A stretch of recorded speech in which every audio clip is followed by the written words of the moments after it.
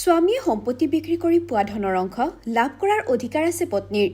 এটা গুৰুত্বপূৰ্ণ গোচৰত কেৰালা উচ্চ ন্যায়ালয়ৰ পূৰ্ণ বিচাৰপীঠে দিছে এই ৰায়।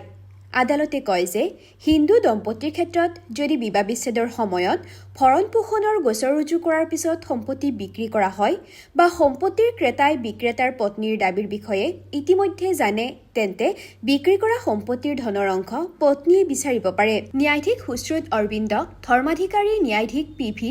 কুনাহী কৃষ্ণন আৰু ন্যায়াধীশ জি. গিৰীশ বিচাৰপীঠে কয় যে এনে ক্ষেত্ৰত পত্নীৰ ভৰণ পোষণৰ অধিকাৰ ট্ৰান্সফাৰ অৱ প্ৰপাৰ্টি আইনৰ ২৯ নং ধাৰা আৰু Hindu adoption and maintenance actor ২৮ নং ধাৰাৰ যোগেদি সুৰক্ষিত হৈ থাকে।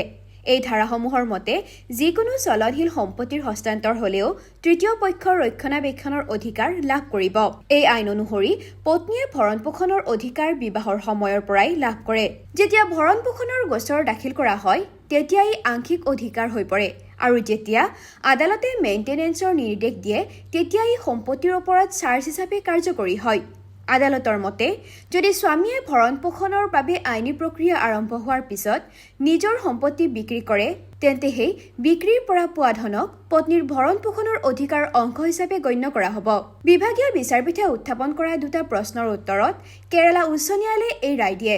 এগৰাকী মহিলাই স্বামীৰ বিৰুদ্ধে পৰিয়ালৰ আদালতত ভৰণ পোষণৰ গোচৰ ৰুজু কৰে। বৈবাহিক আবেদনৰ এজন ব্যক্তিয়ে মহিলাগৰাকীৰ স্বামীৰ পৰা সম্পত্তি ক্ৰয় কৰা বুলি উল্লেখ কৰিছিল, যিটো পিছত পৰিয়াল আদালতে তেওঁক দিছিল।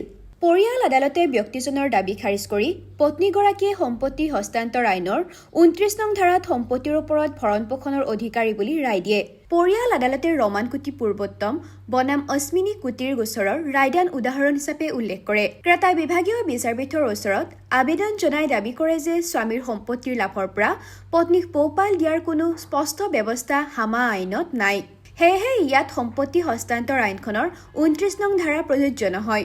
বিভিন্ন ৰায়দানত থকা বিৰোধী মতামত লক্ষ্য কৰি বিভাগীয় বিচাৰপীঠে বিষয়টো পূৰ্ণ বিচাৰপীঠলৈ প্ৰেৰণ কৰে। পূৰ্ণ বিচাৰপীঠে সম্পত্তি হস্তান্তৰ আইনৰ ২৯ নং ধাৰা আৰু হামা আইনৰ ৪, ১৮, ২১, ২৩, ২৭ আৰু ২৮ নং ধাৰা পৰীক্ষা কৰি ৰায় দিয়ে।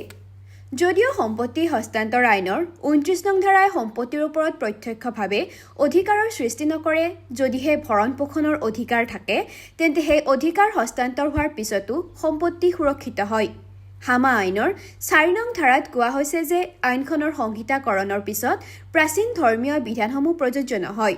আদালতে আৰু কয় যে হামাৰ ২৭ নং ধাৰাটোৱে একমাত্ৰ ধাৰা য'ত কিছুমান বিশেষ পৰিস্থিতিত সম্পত্তিৰ ওপৰত অধিকাৰ সৃষ্টি কৰিব পাৰি, যেনে ইচ্ছাপত্ৰ, আদালতৰ আদেশ বা চুক্তি।